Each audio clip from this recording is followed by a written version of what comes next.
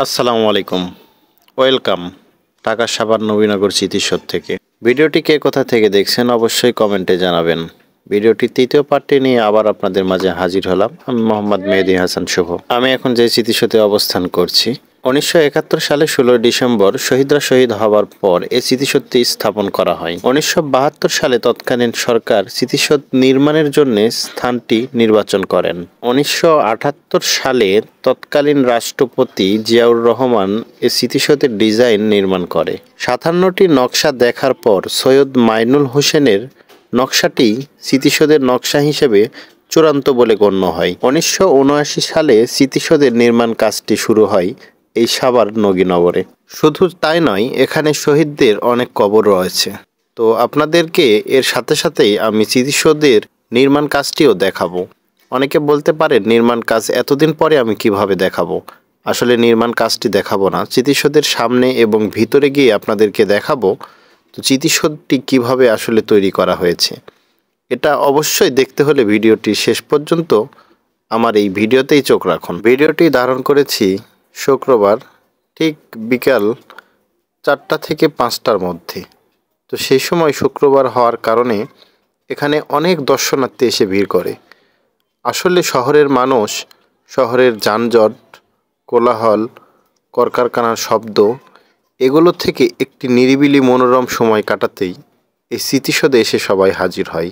পাশাপাশি আরও একটা কথা বলে রাখি, আমার বাম পাশে যে পুকুরের মতো স্মৃতিসৌধের সামনে যে জায়গাটি দেখতে পাচ্ছেন, এখানে একটা সময় অনেক পদ্ম ফুল ছিল, এমনকি শাপলা ফুলও ছিল। আস্তে আস্তে আমরা স্মৃতিসৌধের সামনেই যাচ্ছি। আসলে সামনেই যাচ্ছি। তো আসলে কত দূর পর্যন্ত যাব এটা আপনারা ভিডিওতেই দেখুন। কারণ আপনাদের আমি ভিডিওর মধ্যেই বলেছি আমরা স্মৃতিসৌধের ঠিক ভিতরে চলে যাব। যদিও সেখানে যাওয়া নিষেধ, কিন্তু বাঙালি তো সবাই দেখেন ঠিক চেয়েই ভিতরে চলে যাচ্ছে। তো ভাবলাম আমিও সুযোগটা পাইলাম, এটা মিস করব কেন। তো আমিও শেষমেশ ভিতরে প্রবেশ করলাম। এই যে দেখুন স্মৃতিসৌধের একবারে কাছাকাছি আমি। তো ভাবলাম এত কাছাকাছি তো কখনো আসি নাই, একটু সুন্দর করে ভিডিও করে নিই। তারপরে আমি ফোনটা বাহির করে সুন্দর করে ভিডিও করতে শুরু করলাম। এখানে শুধু আমি না, আমার মতো অনেক পাগলই আছে যারা ছবি তোলা নিয়ে ব্যস্ত।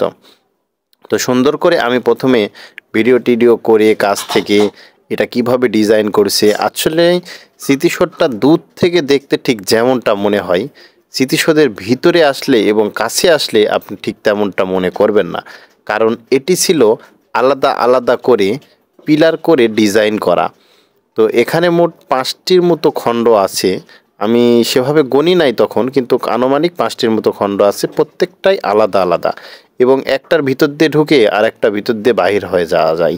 আমি সুন্দরভাবে দেখতে পাচ্ছেন কোনো বাধা ছাড়াই ভিতর দিয়ে প্রবেশ করেছি এবং সুন্দর করে উপরের দিক তাকাচ্ছি, দেখতেছি যে কেমন সুন্দর।